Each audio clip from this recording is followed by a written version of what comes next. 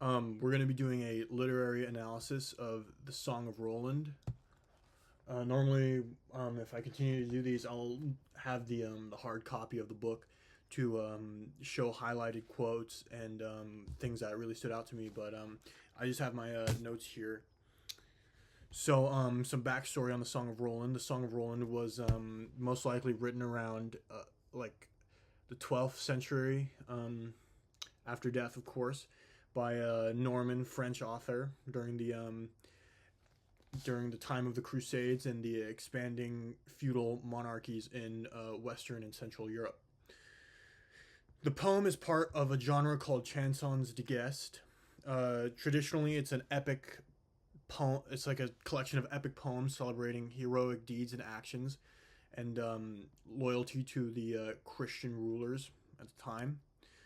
And so the Song of Roland is based on the historical battle of Roncesvalles. I don't know if I'm saying that correctly. The year 778.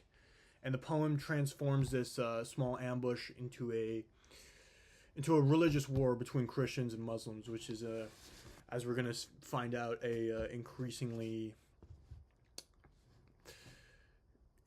popular trend at the time. So historically, what happened is that King Charlemagne the Great, Charles the Great of the Frankish kingdom, his rear guard was ambushed in the Pyrenees Mountains in 778. Historically, the attackers were not Muslims, but they were the Basque people, the native people living in those mountains. The event wasn't as big as this book makes it seems to be. It was just like a small ambush. But what's fictionalized about it is that the Muslims replaced the Basques to create a religious conflict. And so Roland, spoilers ahead, of course, Count Roland, he ends up becoming a martyr, fighting and dying in this battle. And so the battle turns into this struggle between Christianity and Islam, as we see the expansion of Islam into the Christian lands. Okay, let me see here. So first off, the poem presents warfare to become both a feudal obligation to your lord and a sacred Christian mission, as to draw a comparison to the Council of Clermont in the 11th century, where Pope Urban II, he discusses how the moral decline of Europe and the ever so increasing threat of Islam to the east is having an effect on their Christian way of life. And he basically asks, all these knights, in order to take all their violence and output it on these the heathens, the pagans, the non-believers, if that makes sense. So we learned that Roland, when this Muslim invasion is happening, instead of calling Charlemagne for reinforcements, Roland decides to go ahead and fight and have essentially his last stand against Islam in this battle. The idea of showing him being this kind of godlike figure who martyrs himself for Christianity is to show the chivalrous and knightly values of courage and reputation. And as we also read later on in the Song of Roland, we learn that there's an archbishop. His name is Turpin, and he ends up fighting alongside the knights and blessing the soldiers spiritually. And then it's supposed to be like a demonstration of the merging between religion and warfare. And we see Archbishop Turpin. He blesses the knights before battle. He rides into battle with the knights, and portraying him like this ultimately creates this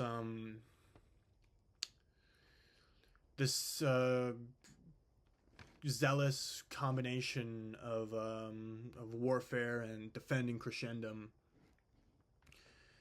And Charlemagne's army obviously is portrayed as they're fighting for God against the enemies of Christianity, and what this does, it creates justification, moral justification, and frames this war as holy.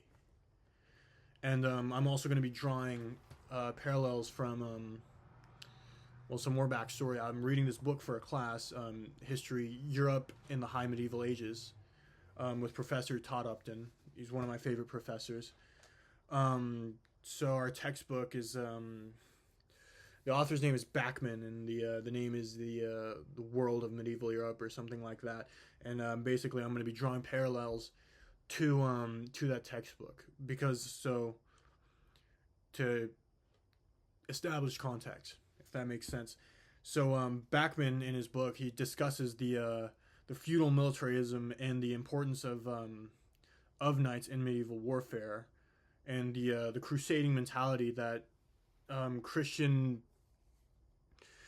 had of war during the High Medieval Ages, and how medieval rulers relied on vassals, i.e., Roland. Roland is a count. He is the count of a county, if that makes sense. And how these vassals owe military service in exchange for land and protection from their lord, in this case, Charlemagne. So back to the poem. The poem does not simply just describe war. It idealizes warfare as an honorable act, and it's spiritually righteous.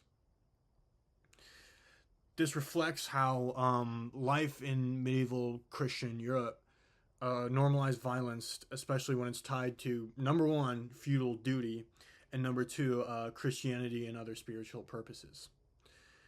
So the Norman audience, likely Norman audience that was reading this piece of literature when it came out, they saw Roland as this model Christian knight that they'd want to ideally emulate. So next is the importance of the vassal lord relationships and honor and duty in the Song of Roland. So the central relationships in the actual piece of literature, they reflect the basic structure of what it's like in a feudal medieval Europe, where loyalty to your lord is defined by defines social, and moral identity. Now, we can see this in the Song of Roland, as I've mentioned earlier. Roland remains loyal to Charlemagne and doesn't retreat, which could save his life, the lives of many. And what this highlights is that feudal loyalty to your lord outweighs personal survival. So you're expected to give your life to your lord. And as we later on read, Ganelon, he betrays Roland after feeling dishonored, which is cowardice. And this shows how personal honor and feudal relationships could create political instability, because essentially the feudal system is just a network of personal relationships, and you are essentially trusting these people to run your realm. So you ideally want them to be loyal and die for you. And next, so Roland eventually, so he falls in battle, and he when he dies, the poem makes this very clear. So they depict him, holding his hand towards God and facing Spain, the Islamic Spain at this time, and shows him dying, for Charlemagne's cause. And this creates a symbolism of service and duty, and it's a really good use of imagery. And so, as we learn in Bachman, like I said earlier, to reiterate, feudal society just did depend on the oaths of loyalty between lords and vassals. Honor culture shaped noble behavior and political conflicts, obviously, and medieval kings often struggled with betrayal and fragmented noble loyalties, which is why we see a lot of revolts, civil wars, a lot of bloodshed and violence all over Western Europe. So the poem betrays feudal loyalty as sacred, and betrayal becomes the ultimate moral crime in this case. Roland's death, the imagery of Roland's death is to glorify sacrifice for your lord, and the treason of Ganelon reflects the one of the real tensions in medieval feudal politics, where personal rivalry can threaten stability. So next is the point of Christianity, good versus evil, and the historical phenomena. So Christianity structures the moral universe, obviously in the Song of Roland, as it is, written by a Norman author in Christian Europe.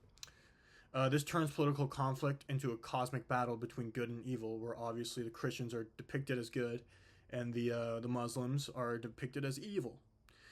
So one thing the Song of Roland actually does, they depict Muslims as idol worshippers, ironically, and enemies of God, and this creates a moral divide between. It essentially creates the image of us and them, which makes it easier to justify violence and discrimination and all sorts of terrible things. When Roland falls in battle, afterwards, the angels carry Roland's soul to heaven after his death, and that glorifies him, makes him become a martyr-like figure, and creates this narrative that, if you die fighting for God, as Pope Urban II said in the Council of Claremont, if you die fighting for God, like, you'll go to heaven, you'll go to paradise, you'll have all these promises and all sorts of things. And so, drawing from Bachman, medieval Europe is increasingly being defined through its Christian identity, as we see with just the power of the papacy and the Crusades, not only in the Islamic lands, but the Northern Crusade and that sort of thing. And the church played a major political role in legitimizing rulers and warfare. And so this poem, the Song of Roland, reflects a worldview of 12th century Europe more than the actual events of 778.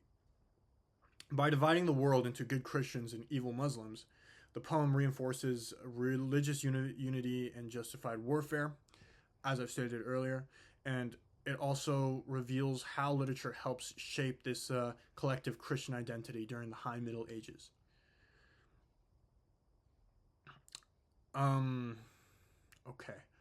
The Song of Roland ultimately reflects feudal medieval society through its portrayal of warfare, loyalty, honor, and Christianity. The poem transforms a historical ambush into a historic Christian epic, kind of like how we see with the Epic of Beowulf, how it's heavily Christianized.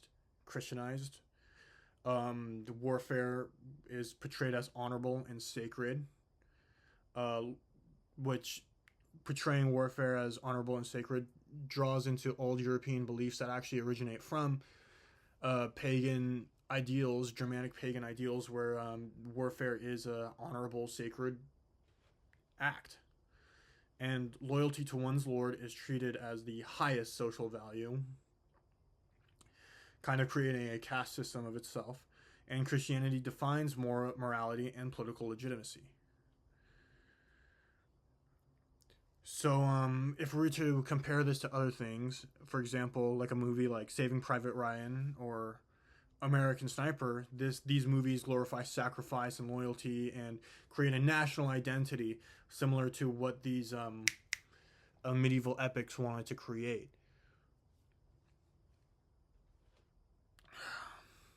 And although modern societies are less feudal and less religiously unified as they were in medieval the 12th century, storytelling still shapes these ideas of heroism, morality, and collective identity, just as the chansons de guerre did during the Middle Ages.